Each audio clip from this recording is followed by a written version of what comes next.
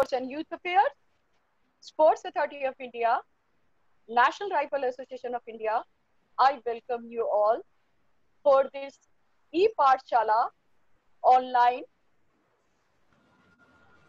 in shooting discipline. Today, it's a great privilege that we are having with us Mr. Samresh Jung. He is an outstanding international shooter. He has been awarded an Arjuna Award in 2002, and he has been awarded a Best Athlete in 2006 Melbourne Commonwealth Games, in which he has won 5 gold, 1 silver, and 1 bronze. He has been called a golden finger. He has participated and represented India in 2008 Beijing Olympics, an Asian Games medalist, Arjuna Awardee, Olympian, and very refined and very gentle, thorough gentleman, and very humble shooter. Please, we are going to welcome today Mr. Samresh Jung. Now, the topic of today is going to take the pistol rules and regulation in 25 meters.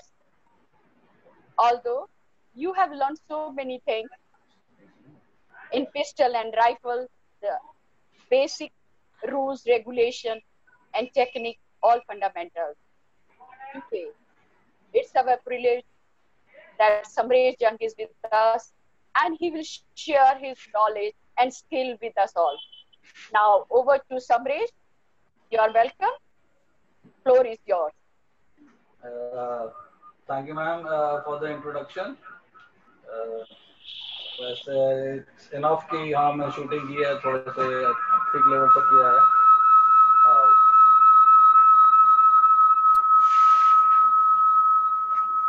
So you need to mute one of your audios, otherwise it will create an echo. Samresh, एक अपना audio unmute कर दो, mute कर दो. एक अपना audio mute कर दो. सर जिससे पीपीटी चल रही है वो म्यूट कर दो.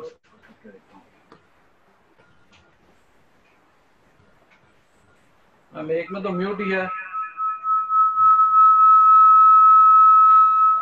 पीछे से थोड़ा सा डिस्टर्बिंग साउंड आ रहा है.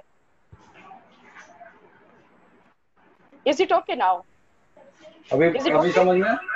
हाँ. अभी ये आ रहा है.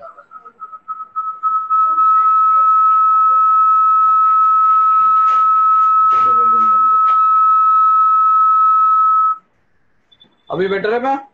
Yeah, better. Yes, sir. Go ahead. Hello? Yeah, Samresh, go ahead. अभी बेटर है क्या? Perfect. Hello? Yeah, perfect, Samresh. Go ahead. Samresh, ठीक है, अभी आगे चलिए.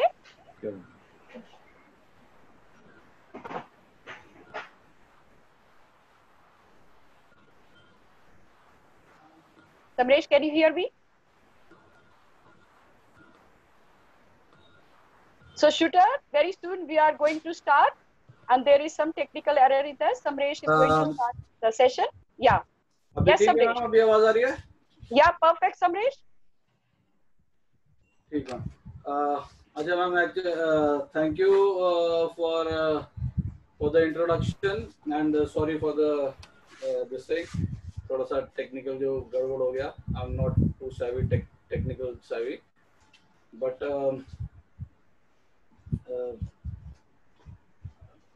No issue, Samresh. चलिए मैं anyways सारे जितने शूटर्स हैं जो ऑनलाइन हैं, जो देख रहे हैं, उनको वेलकम करूंगा. और सबसे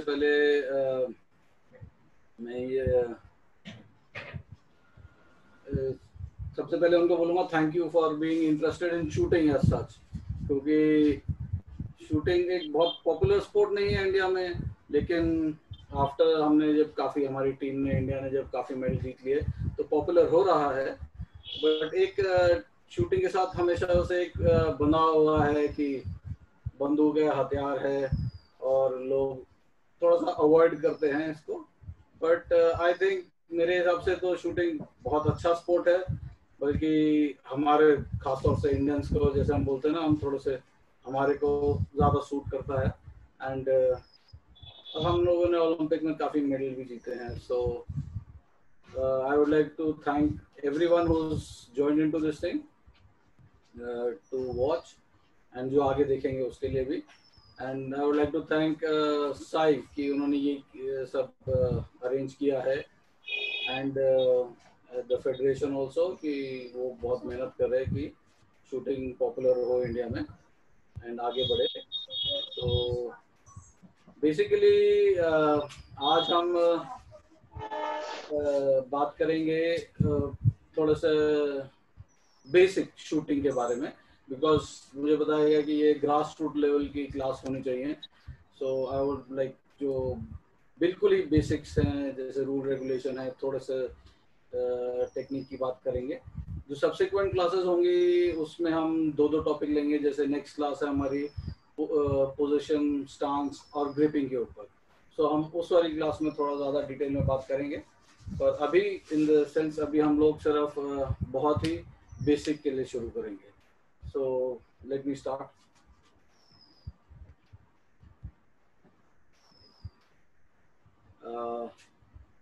मैं आपको स्लाइड्स दिख रही हैं क्या? या ओके मैम, सबसे पहले जो है हम लोग शूटिंग के बारे में बात करते हैं। बहुत सेफ स्पोर्ट है, बिकॉज इसके रूल्स रेगुलेशन बहुत स्ट्रिक्ट हैं, एंड हम जो रूल्स को बहुत अच्छे से फॉलो करना पड़ता है उसमें, बिकॉज एक सेफ्टी एक रीज़न है जिसमें आपको विदाउट एनी एडवांस वार्निंग और आपको उसके बिना आपको सीधा डिस्क्वालीफाई कर सकते हैं मैच से। And plus safety is more important, because आपके लिए एक जैसे लोग हथियार की तरह बोलते हैं। सो अगर हम rule regulation safety norm follow करेंगे तो चांसेस एक्सीडेंट होने के बहुत कम हैं। So I will first start with ये सेफ्टी का। तो इसमें जैसे सबसे पहले लिखा है कि ऑलवेज ट्रीट एवरी पिस्टल, इसमें पिस्टल लिखा है लेकिन एवरी गन एज लोडेड। मतलब इसका कि आप हमेशा कोई भी हथियार, कोई भी बंदूक, कोई भी पिस्टल, कोई भी राइफल, उसको अगर आपको हमेशा ऐसे समझना है कि उसके अंदर गोली है। क्योंकि जितने भी एक्सीडेंट्स होते हैं आज तक हुए हैं उसमें 99% केसेस में यही हुआ है कि अरे मुझे लगा ये खाली है। तो अगर आप उसको हमेशा ट्रीट करेंगे कि ये लोडेड है, तो आप हमेशा ध्यान रखेंगे कि गोली ना चल जाए उसमें। दूसरा कि जब भी आपको हथियार मिलता है कोई हाथ में, तो आपका सबसे पहला काम होना चाहिए कि आप उसे चेक करें और श्योर करें कि आपके बंदूक खाली है, वो लोडेड तो नहीं है जैसे ही आपके हाथ में आती है। और एंड ऑलवेज जब भी आप उसके बाद अगला जो है, जब भी आप हथियार की बैरल जो है हमेशा डाउन रेंज पॉइंट होनी चाहिए। डाउन रेंज मतलब रेंज की तरफ, जिस तरफ आपको फायर करना है, या फिर एक सेफ डायरेक्शन में होना चाहिए। तो ये बहुत बेसिक से रूल्स हैं। बाकी और एलैबोरेट करने जाएंगे तो बहुत और भी हैं। हथियार हमेशा अलग होना चाहिए, सब अलग होना चाहिए, एमुनिशन और हथियार अलग रहना चाहिए, बॉक्स में पैक होना चाहिए, वो सब आपके डिटेल। बट ये बहुत बेसिक रूल्स हैं, अगर आप घर में ही फॉलो करेंगे तो अच्छा है। एंड जैसे मैंने shooting as such competitive shooting मैंने बहुत बाद में शुरू किया था, लेकिन उससे पहले मैंने शुरू किया था, मतलब घर में बंदूकें थी तो हम लोग चलाते ही रहते थे। तो हमें बचपन से ये सिखाया गया, सबसे पहले हमारी ट्रेनिंग हुई थी सेफ्टी, हैंडलिंग ऑफ, कि बंदूक को कैसे हैंडल करना है, कि हमेशा उसे आप जब भी लेते हैं उसका बोर्ड खोलना है, मैगजीन उतारनी है, देखना है बंदूक तो नहीं है, हमेशा उसको बैरल को जैसे अगर हम घर में है तो छत की तरफ करके रखना है, या मतलब पैक करके रखना उसको। तो ये सब हमें सिखाया गया था, और ये अभी तक मेरे बहुत हम लोग यूज़ करते हैं, और अभी तक हमारे घर में लकीली फिंगर्स क्रॉस का कोई एक्सीडेंट नहीं हुआ हमारे घर में। सो हम इसे ये मैं सजेस्ट करूंगा कि हमें हमेशा ये एक चीज़ होती है कि आपको सोच सोच के करना पड़ता है और एक चीज़ होती है कि ये आपकी आदत में शुमार हो जाना चाहिए। ये आपके मतलब कि आप जैसे ही करेंगे बंदूक वैसे ही आप इवन वो चाहे टॉय गन हो उसके हिसाब से, क्योंकि अगर आप टॉय गन्स को भी इधर उधर करेंगे तो एक आपकी नेचर में आता है बंदूक की नली इधर उधर घुमाना, सो उससे एक्सीडेंट पॉसिबल है। सो ये बेसिक है इनको करने के लिए। नेक्स्ट, अच्छा अभी मैम थोड़ा सा शूटिंग के टेक्निक्स के बारे में स्टार्ट करेंगे। या गो हेड। अच्छा समरेश, उससे पहले एक बच्चे का क्वेश्चन आ रहा है। जी मैम। और वो दिव्याशा है, दिव्याशा प्राचीन। बेटे just raise unmute your mic बेटा and ask the question. Divyasha, can you hear me? Yes, ma'am. Yeah, you can ask the question to Mr. Samresh Jan. Yes, ma'am. Samresh? नमस्ते सर। जी नमस्ते।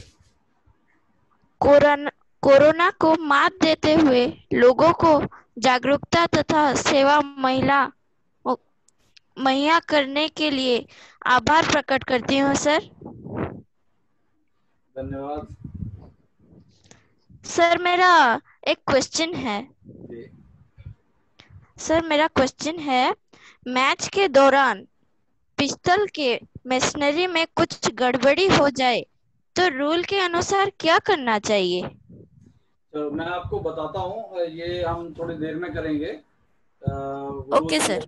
रेगुलेशन आएगा उसमें ये मैल फंक्शंस होते हैं, ये मैल functions को हम कैसे डील करते हैं, क्या क्या टाइप के मैल फंक्शन हो सकते हैं, वो सब मैं आपको बाद में बताता हूँ। अभी जब हम आगे चलते जाएंगे तो आप ध्यान रखिएगा, जब हम मैल फंक्शन में होंगे तो मुझे जरूर याद दिलाइएगा, तो मैं आपको तब बताता हूँ।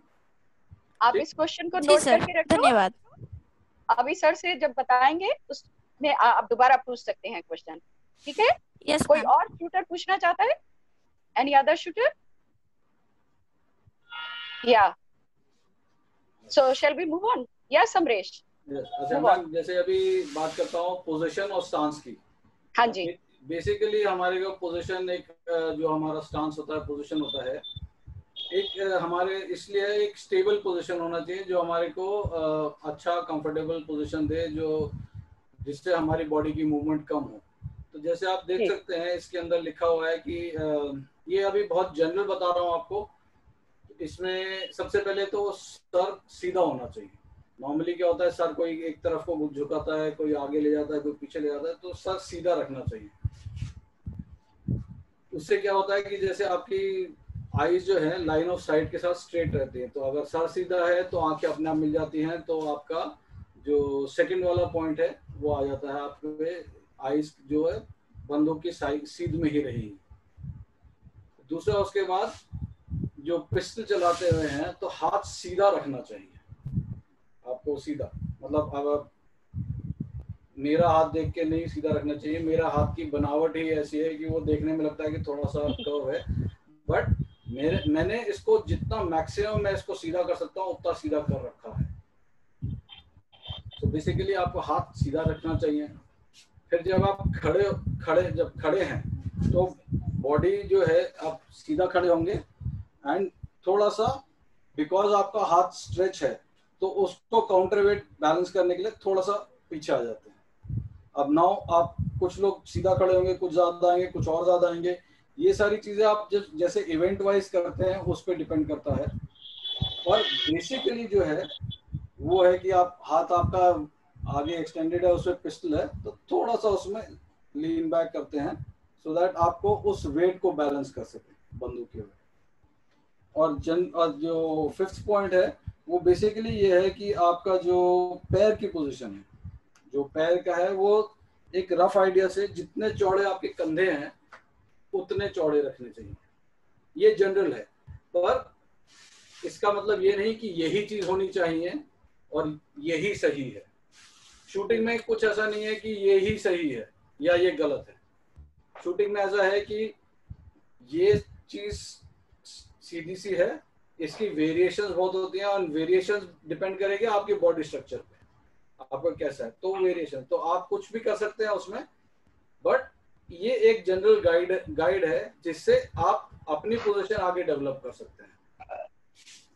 सो उससे तो ये बेसिकली ये है कि इसमें आप इस जो डायग्राम है ये आपकी मदद के लिए है डायग्राम, इसका मतलब ये नहीं है कि ऐसा ही होना चाहिए। We have next slide.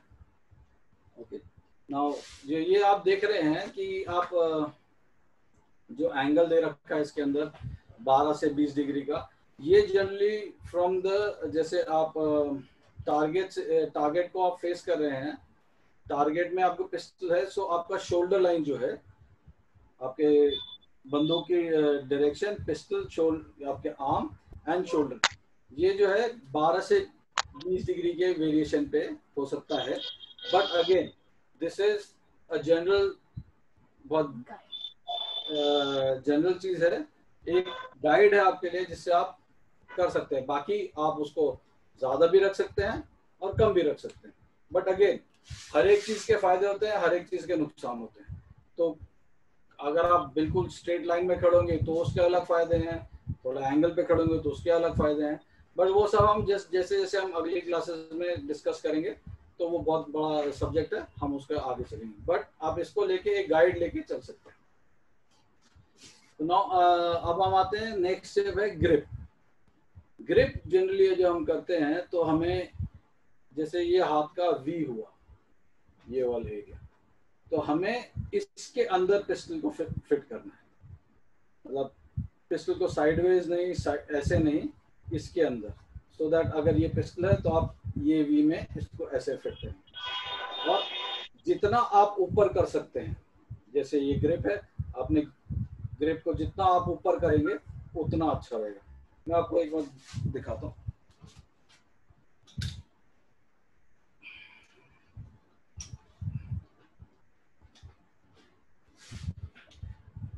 जैसे ये पिस्टल है, ये पिस्टल का ग्रिप है, एंड ये मेरा वी हो गया, तो हम इसको ऐसे करके इसके अंदर बैठेंगे, एंड नाउ हम कोशिश करेंगे कि हमारा हाथ जितना ऊपर बैठे, जितना ऊपर बैठेगा उतना अच्छा है। समरेश, अगर अपना ये आप शेयर कर दें जो दिखा रहे हैं, तो बच्चों को क्लोजअप ज्यादा अच्छा दिखाई देगा। जो वी शेप आप दिखा रहे हैं, फुल स्क्रीन पे शेयर कर दें। या सर उसके लिए आपको पहले स्क्रीन शेयर स्टॉप करना होगा 1 मिनट के लिए। 1 मिनट के लिए स्क्रीन शेयर स्टॉप कर दो, क्योंकि ये बहुत इंपॉर्टेंट चीज आप बताने जा रहे हैं, जो यहाँ मिस्टेक करते हैं शूटर। नाउ जस्ट ये पिस्टल है, ये वी आया, और ये हम जैसे ये वी को पूरा ऐसे, सो इस वी में, जैसे ये वी है, इसमें स्ट्रेट इस वी के अंदर बैठना चाहिए पिस्टल को, समथिंग लाइक दिस। इसके बारे में हम आगे बात करेंगे जब अगले क्लासेस होंगी, सो उसमें करेंगे, तो उसमें और मैं थोड़ा सा आपको डिटेल में बताऊंगा इसके बारे में। स्टार्ट करें। या ये आपको पकड़ के जितना ऊंचा हो, क्योंकि बहुत नीचे से पकड़ेंगे तो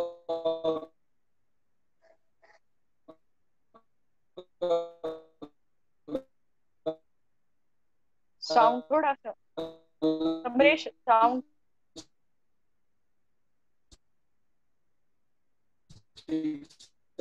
Samaresh, can you hear me? Samaresh, can you hear मी? जितना ऊंचा कर सकते हैं, जितना ग्रिप आपको अलाउ करती है। और दूसरा फिर उसके बाद जो है इंटरनेट।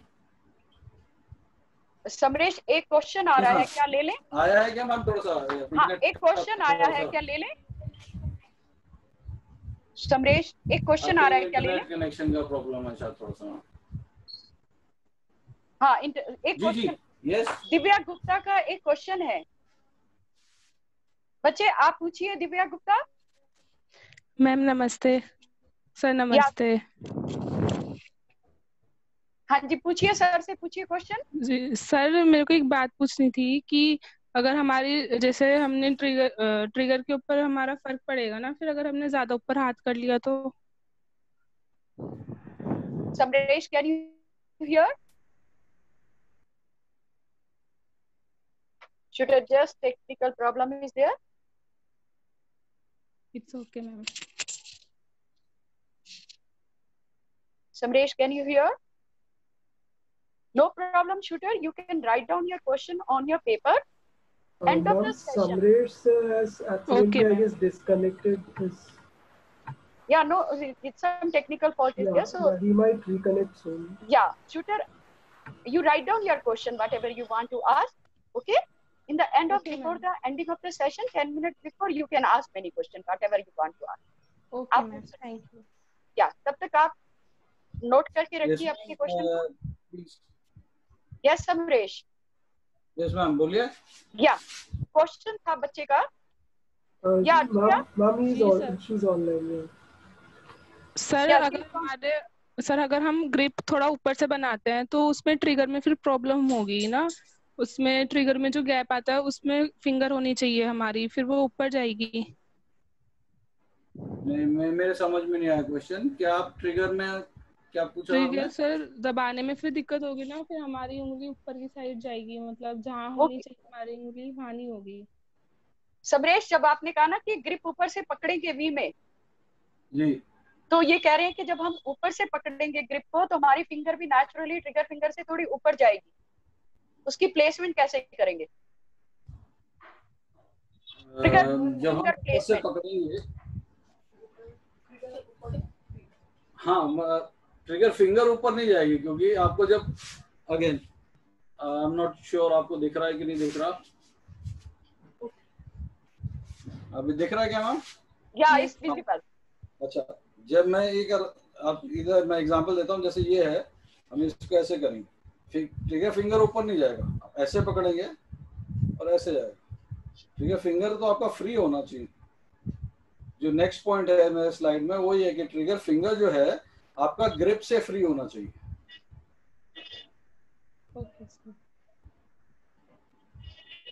आई होप दिव्या आपको समझ आया बेटे? Yes ma'am. Okay fine.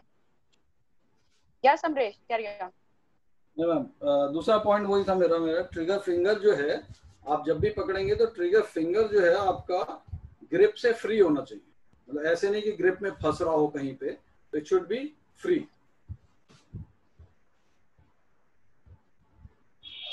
अब जैसे आप ग्रिप पकड़ेंगे तो किसी की उंगली लंबी होती है, किसी की उंगली छोटी होती है, तो डिपेंडिंग ऑन कि उस पे आपकी उंगली कहाँ पे ट्रिगर पे जाती है। तो जनरली बोला जाता है कि आगे से टिप से ही खींचना है या इधर से खींचना है, उससे फर्क नहीं पड़ता। आप आगे से, जैसे डायग्राम में आप आगे से खींच सकते हैं, आप फिंगर जॉइंट से खींच सकते हैं, बट बेसिक कॉन्सेप्ट ये है कि ट्रिगर जो होता है वो हमेशा सीधा खींचना चाहिए, एक साइड पे नहीं, एक तरफ, मतलब लेफ्ट को नहीं जाना चाहिए, राइट को नहीं जाए। जब भी जहां से भी खींचे आप हमेशा उसको सीधा खींचे। दूसरा नेक्स्ट फोर्थ पॉइंट है कि जैसे ये आपका पार्ट हुआ ये वाला जॉइंट, तो इसके अंदर लिखा आपका सेकंड जॉइंट जो है फिंगर्स का, ये के इस पार्ट पे आना चाहिए, इस पार्ट। तो जैसे ये है आपका, इसको ऐसे आना चाहिए। तो आपका ये आगे ऐसे नहीं, ऐसे सीधा ताकत लगे, सीधा उसके अंदर, तो ग्रिप आपकी अच्छी रहेगी उसमें।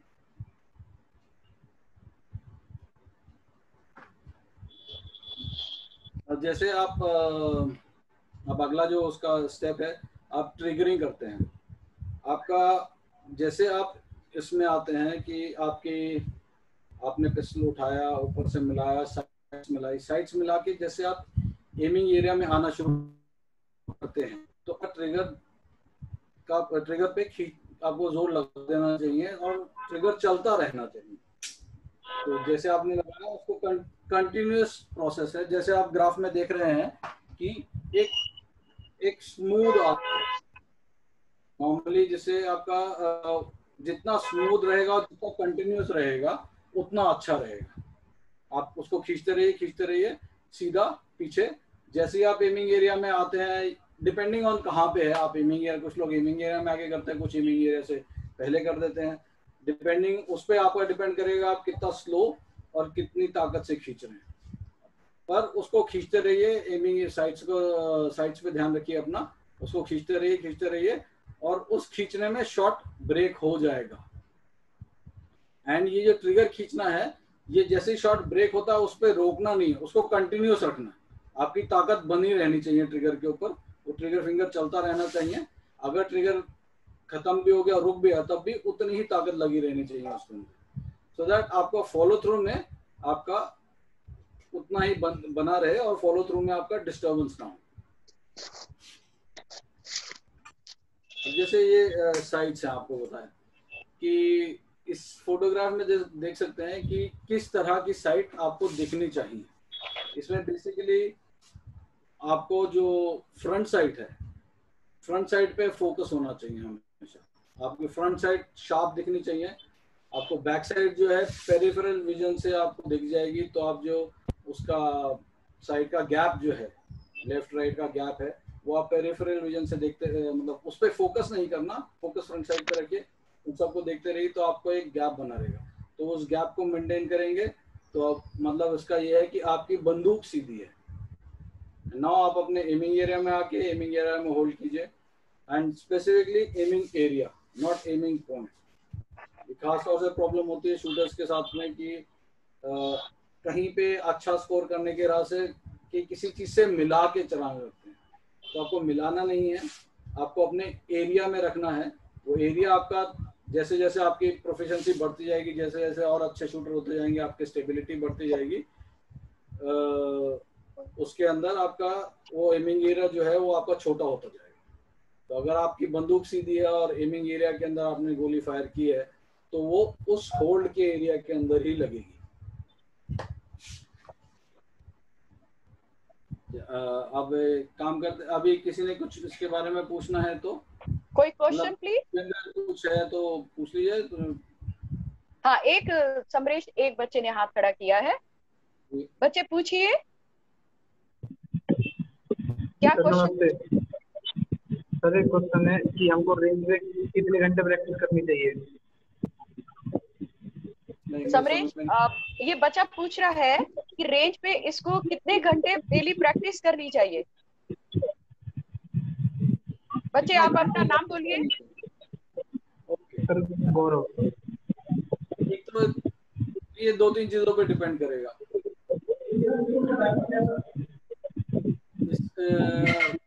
मैं ट्रेनिंग करता था 5 से 4, 5, 6 डिपेंडिंग ऑन कौन सा प्रिपरेशन फेज चल रहा है, कंपटीशन फेज चल रहा है क्या।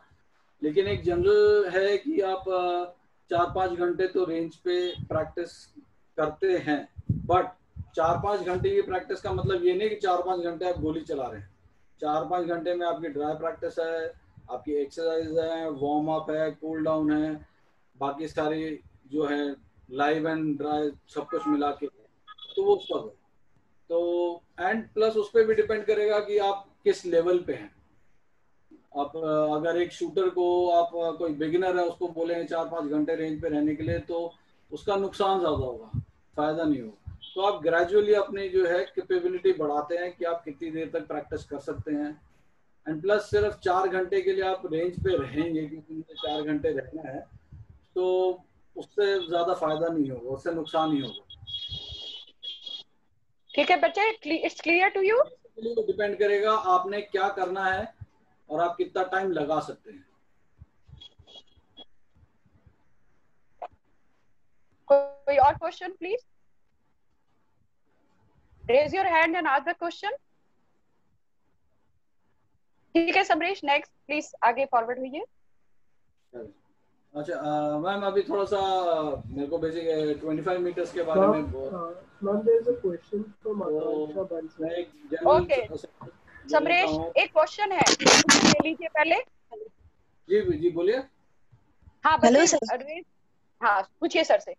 सर आकांक्षा बंसल है सर। अभी हम लोग साइट अलाइनमेंट के बारे में बात कर रहे थे, तो उसमें मुझे ये पूछना था, जैसे हम फ्रंट साइड देखते हैं और टारगेट हमारे सामने होता है, तो समटाइम्स हमारी आईज जो है वो फ्लक्चुएट कर देती है, like from sight to target, and बहुत सारे शॉट्स में हम लोग उस चीज को नहीं कैच कर पाते हैं, जिस वजह से हमारे शॉट्स जो होते हैं वो खराब चले जाते हैं।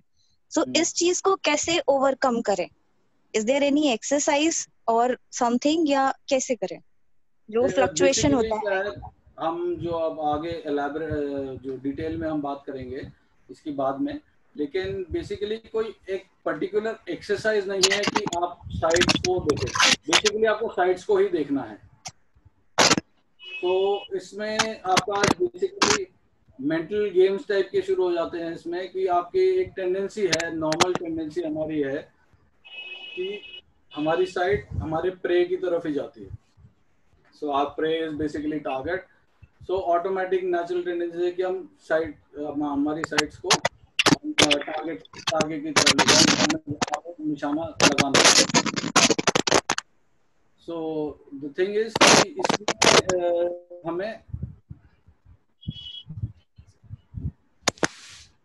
इसमें हमें बेसिकली क्या करना है कि हमें अपने आप को फोर्स करना है कि हमें साइड देखनी है।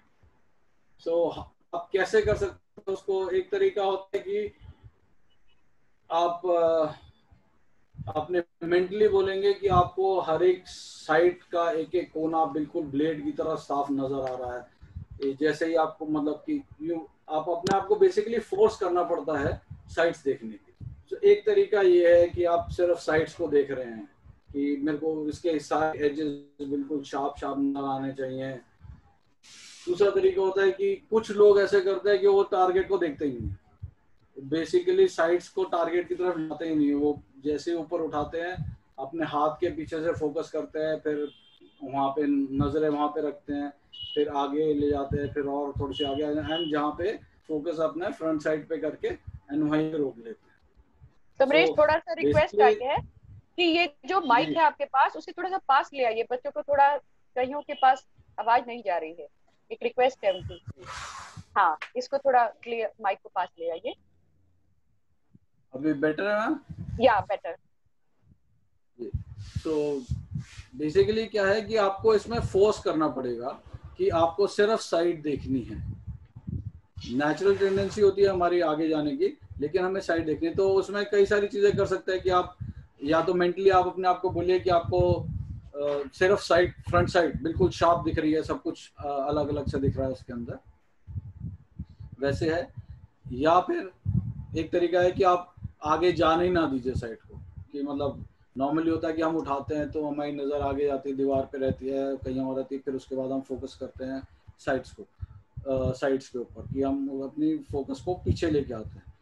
इसका हम उल्टा कर सकते हैं कि हम अपनी साइड को फोकस को पीछे रखें अपनी ग्रिप पे, हाथ पे, ग्रिप पे जैसे, फिर उसके बाद जैसे हम जहाँ पे हमको अपनी साइड्स मिलानी है उस एरिया में आ रहे हैं, तो उस हिसाब से हम आगे ले जाके सिर्फ फ्रंट साइड को देखें। आई होप या गो अहेड। समझ में आया?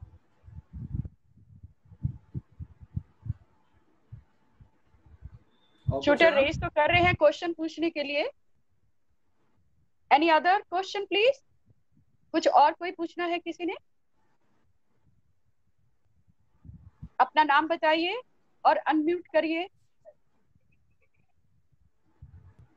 नहीं पूछना। समरेश आगे बताइए। या बच्चे अपना नाम बताओ।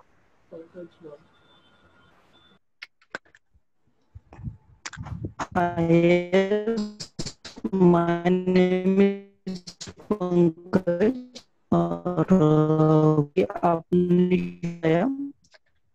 रिया ओके ओके मैं समझ गई। करके रखना उसके।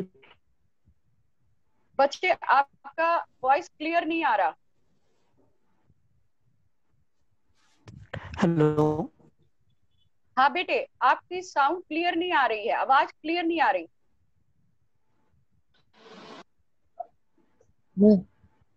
आप अपना Sir, can you hear me? Yeah, now. Yes. Sir, can you share me some physical exercises? Physical exercises for? Yeah, sir. Physical exercises for? बच्चे किस लिए? किस मतलब पर्पस के लिए? Physical exercises for eyes. For eyes? Yeah, sir. I've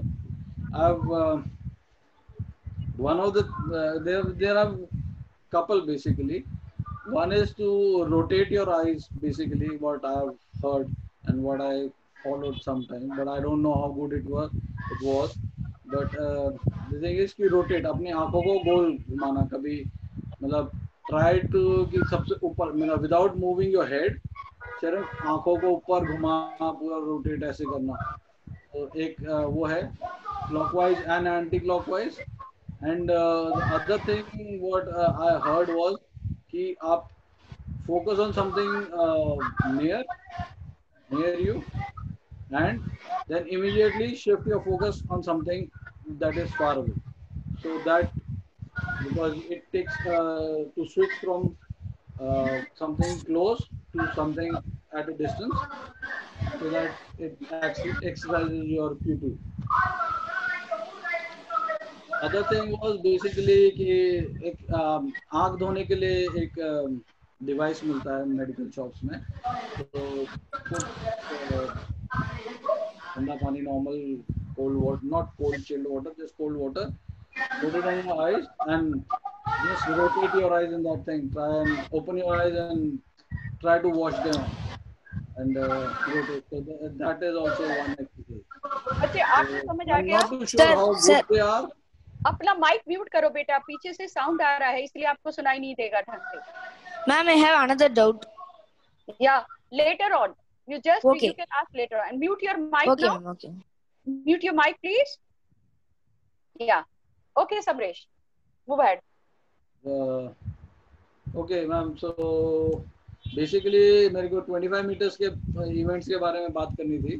So मैं 25 meters के events हैं जिन्होंने शूटिंग किया है उनको तो आइडिया होगा ही, पर basically as a grass root level पे करना था तो मैंने सोचा शायद कुछ लोग हों तो I will just start of थोड़ा सा विद वेरी बेसिक इंफॉर्मेशन. हाँ. 25 मीटर्स समरेश है. एक रिक्वेस्ट है, माइक को हाथ मुंह के पास थोड़ा ले जाइए, साउंड थोड़ा. या इट इज बेटर नाउ. मैं देखता हूँ अभी. लेट्स ट्राई क्या पॉसिबिलिटी है. या जैसे 25 मीटर्स में है. सो 25 मीटर्स जैसे नाम हुआ 25 मीटर्स ही हुआ, तो इसका रेंज जो है 25 मीटर्स आपका टारगेट डिस्टेंस फ्रॉम आपके फायरिंग पॉइंट से जो होगा 25 मीटर का होगा. इसके अंदर दो टाइप के इवेंट्स होते हैं, एक ओलंपिक इवेंट एक non Olympic. As you know कि ओलंपिक इवेंट्स ओलंपिक में खेले जाते हैं, नॉन ओलंपिक इवेंट्स जो हैं वो बाकी इवेंट्स में वर्ल्ड चैंपियनशिप, एशियन गेम्स इन सब में होते हैं, इंक्लूडिंग द ओलंपिक इवेंट्स. तो नाउ जो दो हमारे 25 मीटर्स में ओलंपिक इवेंट्स हैं, एक है rapid fire pistol, 25 meter rapid fire pistol. ये basically men, this is for men के लिए है. और एक 25 मीटर पिस्टल जो लेडीज के लिए है. 25 मीटर पिस्टल को पहले स्पोर्ट पिस्टल भी बोलते थे, लेकिन अभी इसको 25 मीटर पिस्टल बोला जाता है. जो नॉन ओलंपिक इवेंट्स हैं उसमें भी दो इवेंट्स हैं, एक 25 मीटर स्टैंडर्ड पिस्टल और एक 25 मीटर सेंटर फायर पिस्टल. ये दोनों इवेंट जो हैं मेजॉरिटी ऑफ द वर्ल्ड में मेन चलाते हैं. बेसिकली सेंटर फायर तो मेन के लिए है, पर कुछ कंट्रीज में, कुछ नहीं काफ़ी सारी कंट्रीज में स्टैंडर्ड पिस्टल लेडीज़ का इवेंट भी है. But as a world championship event में स्टैंडर्ड पिस्टल सिर्फ मेन के लिए और सेंटर फायर पिस्टल लेडीज़ के लिए.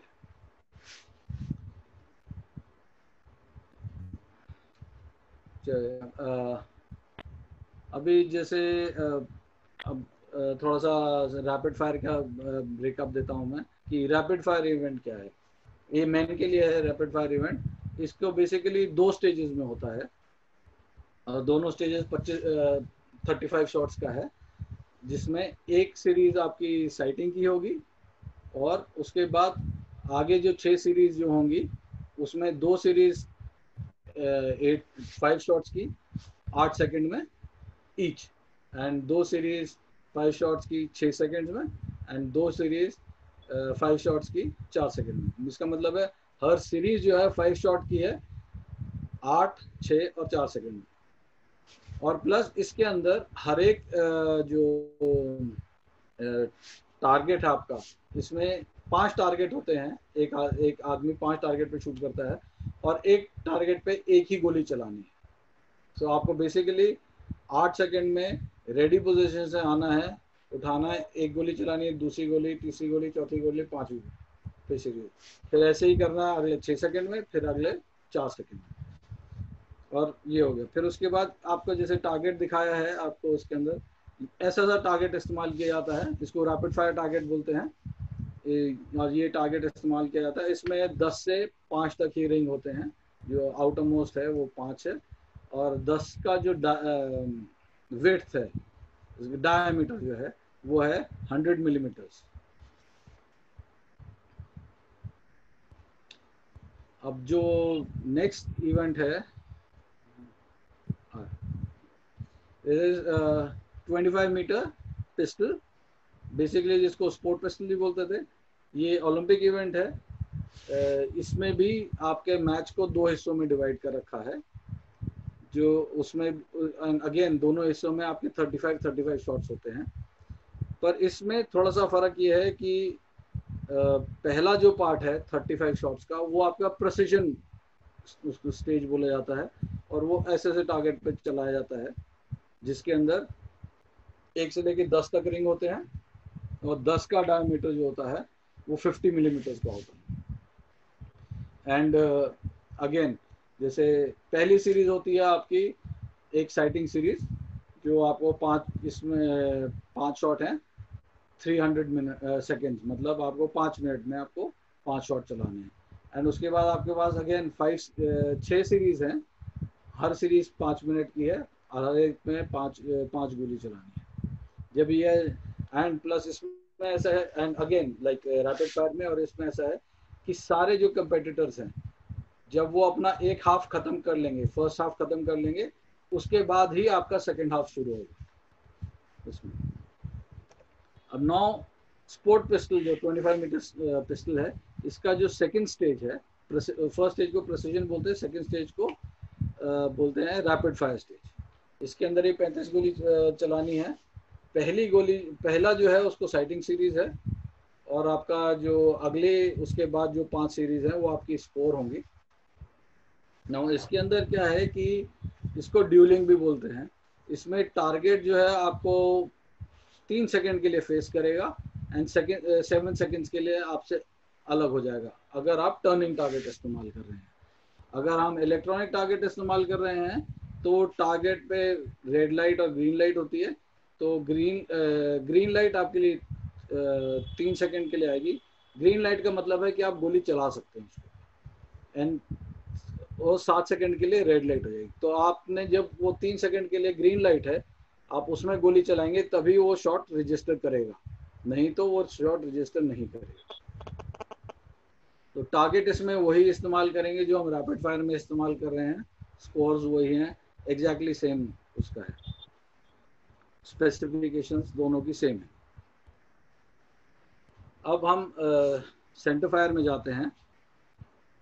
सेंटर फायर में भी जैसे अब ये नॉन ओलंपिक इवेंट हो गया, इसकी भी स्पेसिफिकेशन सेम है एज जो स्पोर्ट पिस्टल, जो आपके 25 मीटर पिस्टल की है, सेम स्पेसिफिकेशन, प्रोसेस भी आपका सेम है, सेम टारगेट।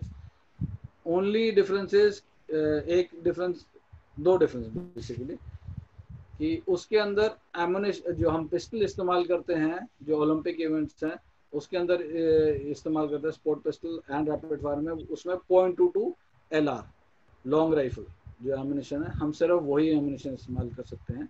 सेंटर फायर में हम दूसरा एमुनेशन इस्तेमाल कर सकते, दूसरा है जो सेंटर फायर एमुनेशन होता है, उसका मिनिमम 30.30 से लेके 0.38 तक का जो कैलिबर है हम वो इस्तेमाल कर सकते हैं। और जो हम ओलंपिक इवेंट्स में चलते हैं उसमें 0.22 LR सिर्फ वो इस्तेमाल कर सकते हैं। अगेन इसको भी दो हिस्सों में डिवाइड करेंगे। इसको भी जैसे एक प्रेसिजन स्टेज हो गया और एक रैपिड फायर स्टेज हो गया। प्रोसीजर दोनों का सेम है चलाने का, स्पोर्ट पिस्टल का उसका, एंड आपका स्कोरिंग एंड टारगेट्स सेम इस्तेमाल करते हैं। और एक और इवेंट है स्टैंडर्ड पिस्टल। ये मैन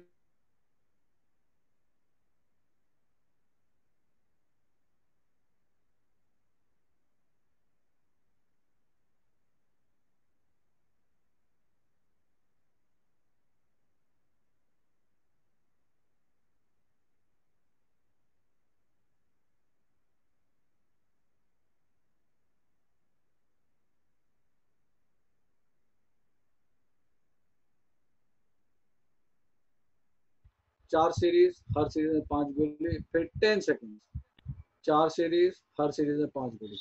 Now, इसको प्रोसीजन टारगेट जो हम इस्तेमाल करते हैं 25 मीटर पिस्टल में, प्रोसीजन टारगेट वही टारगेट इस्तेमाल किया जाता है और एक आदमी के लिए एक ही टारगेट होता है।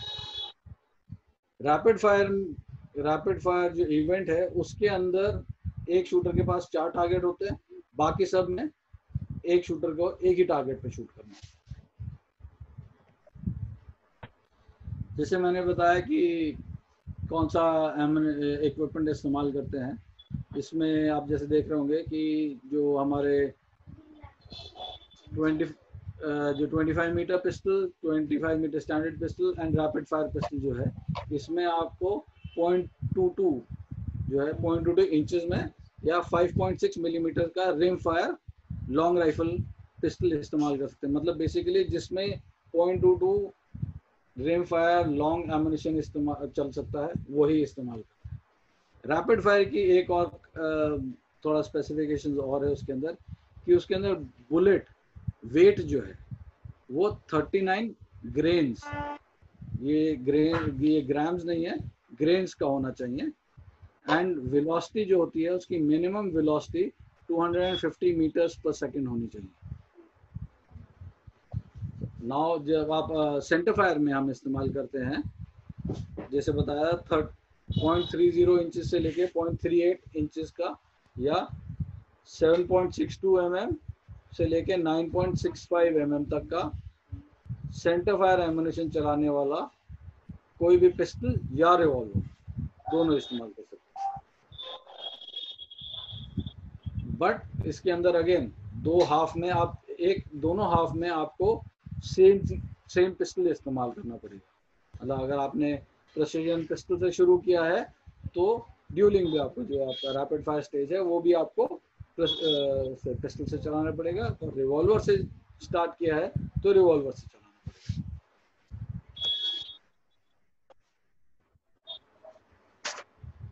थोड़ा सा और पिस्टल्स की स्पेसिफिकेशंस हैं, जैसे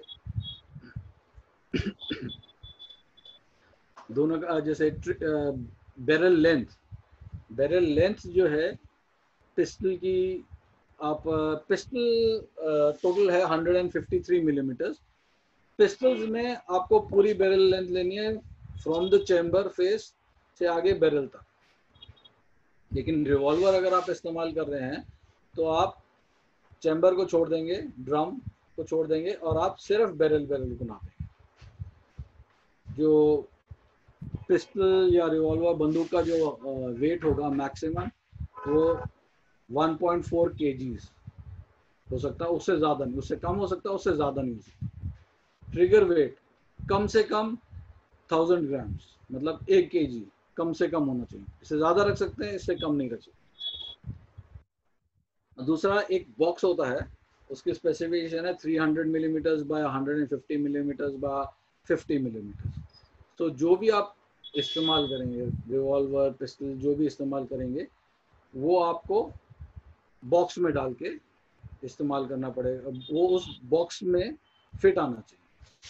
उस बॉक्स के अंदर अगर आपका फिट नहीं आ रहा है तो आप उसको नहीं इस्तेमाल कर सकते, वो आपका weapon is not with in the regulation.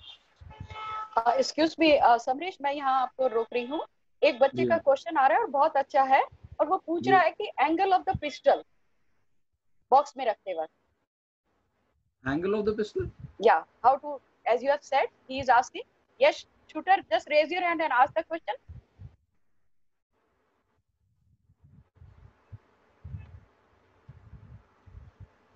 Hello sir.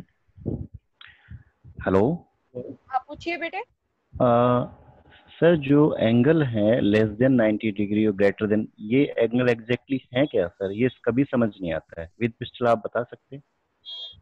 जो आप जो डायग्राम में देख रहे हैं, आप एंगल कौन सी बात कर रहे हैं, डायग्राम की? जी जी, जो डायग्राम में जो हम वी बोलते हैं, वी से जो पकड़ते हैं वो less than 90 degree greater than 90 degree, वो है क्या एग्जैक्टली सर? वो कभी समझ नहीं आता है। बेसिकली जैसे आपका, मैं आपको दिखाता हूँ, दिख रहा होगा आपको ये पिस्टल, ये दिख रहा है। सो जो आप देख रहे हैं ये वाला पार्ट, जब ये नीचे वाला पार्ट है, बेसिकली क्या है कि आपने जो है इसमें कर्व्स नहीं होना चाहिए, जैसे आपके ग्लव की तरह फिट नहीं होना चाहिए। सो दैट ये 90 डिग्रीज है, इससे नीचे की तरफ हो सकता है, इससे ऐसे करके ऊपर कर्व नहीं हो सकता, सो दैट ऐसे करके कर्व नहीं हो सकता जिसमें आप हाथ डालें। अगेन ऊपर से ऐसे करके कर्व नहीं हो सकता, सो दैट आप हाथ फंसा लें। सिमिलरली इधर ऐसे करके, ऐसे इससे ऊपर कर्व नहीं हो सकता जिससे इसके अंदर आप हाथ फंसा, जिससे आपका हाथ फंसे। सो ये बेसिकली ये है इसका। आई होप थोड़ा सा समझ में आया होगा। It's clear to you dear? Sabresh वो कह रहे होंगे कि 90 डिग्री एक्सिस में जैसे हम स्केल रखते हैं कि उसका कर्व ऊपर की तरफ नहीं होना चाहिए, स्ट्रेट होना चाहिए ग्रिप के साथ जब हम पकड़ते हैं, तो वो स्केल 90 डिग्री से 90 डिग्री से जहाँ पे जब जैसे कुछ यहाँ पे लिखा हुआ है नॉट लेस देन 90 डिग्रीज, तो आपका बेसिकली ये 90 डिग्रीज हुआ ऐसे, तो आपका ऐसे नहीं होना चाहिए कि आप उसके अंदर फिट कर लो एज अ ग्लव, ऐसे नहीं होना चाहिए। जहाँ पे आप दूसरी जगह पे लिखा हुआ है कि नॉट लेस देन 90 डिग्रीज, तो ये ऐसे है, ऐसे नहीं होना चाहिए, ऐसे करके कर्व नहीं होना चाहिए। सो दैट आप उसके मतलब बेसिकली क्या है कि आपके हाथ में इट शुड नॉट, जैसे फ्री पिस्टल के ग्रिप होती है वो आपका ग्लव की तरह फिट हो जाती है, वैसा इसमें अलाउ होती है। आपको समझ आया बेटे? Is clear to you? Okay Samaresh, next. Okay, फिर उसके बाद जो साइड के लेंथ है, जो distance between front sight and back sight, वो 220 मिलीमीटर से ज़्यादा नहीं हो सकता। मतलब आपका जो साइड रेडियस है वो 220 मिलीमीटर से ज़्यादा नहीं हो सकता, उससे कम रख सकते हैं तो उससे ज़्यादा नहीं रख सकते। अगेन एक और ख़ास ये स्पेसिफिक 25 मीटर्स का है कि ये जो आपका डेप्थ है, डेप्थ फ्रॉम इधर से इधर तक का, ये आपका 30 mm से ज़्यादा नहीं हो सकता। जैसे एयर पिस्टल में है कि काफ़ी पीछे तक आ रहा है, फ्री पिस्टल में तो वैसे रिस्ट्रिक्शन नहीं है, लेकिन 25 मीटर पिस्टल्स में ये चीज़ है जो काफ़ी चेक की जाती है, वो है ये जो डिस्टेंस है इधर से इस फेस तक का, ये 30 मिलीमीटर से ज़्यादा नहीं है। समरेश अभी हमारे पास 5 मिनट रह गए हैं, तो कुछ हम क्वेश्चन आंसर ले लें। हाँ मैम, डेफिनेटली। मैल फंक्शंस का था, एक बार मैल फंक्शन का बता दें।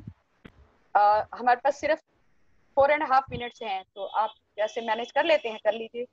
चलिए, हाँ मैम, क्वेश्चन लीजिए ना, क्वेश्चन बता दें। Okay, yes shooter, raise your hand. Ravi Singh, हाँ जी, आप अपना अनम्यूट करिए और पूछिए क्वेश्चन सर से। सर, हैंड शेकिंग कम करने के लिए एक्सरसाइज बताइए। क्या चीज?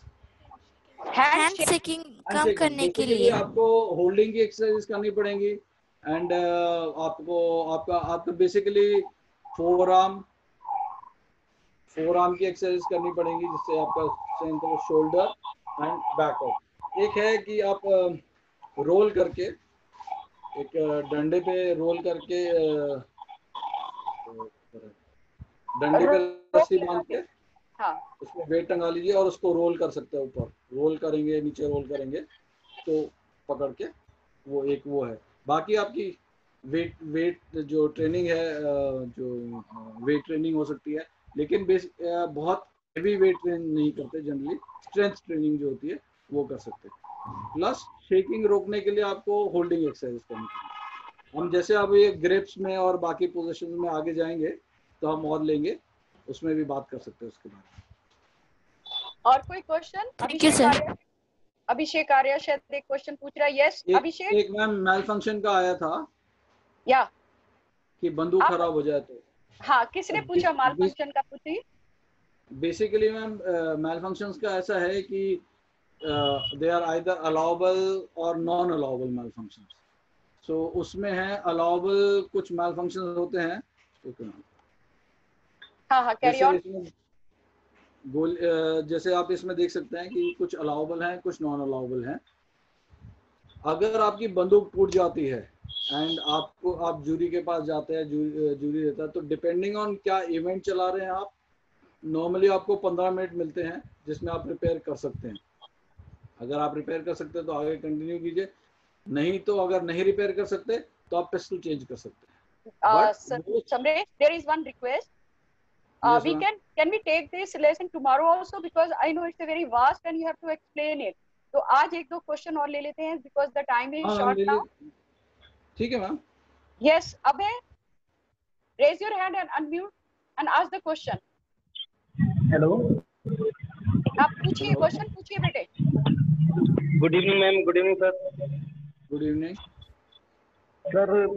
मेरी ना थोड़ी सी स्कोरिंग की प्रॉब्लम है सर। जैसे स्कोरिंग की आप 25 मीटर से रिलेटेड कोई क्वेश्चन पूछना चाहते हैं बेटे? नहीं मैम, 10 मीटर।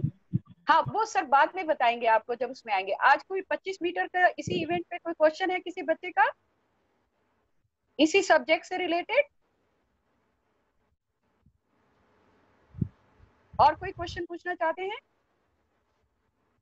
आपको समझ आ गया ये रूल्स रेगुलेशन? तो सर्कल फिर एक्सप्लेन करेंगे थोड़ा सा इनको ब्रीफ में।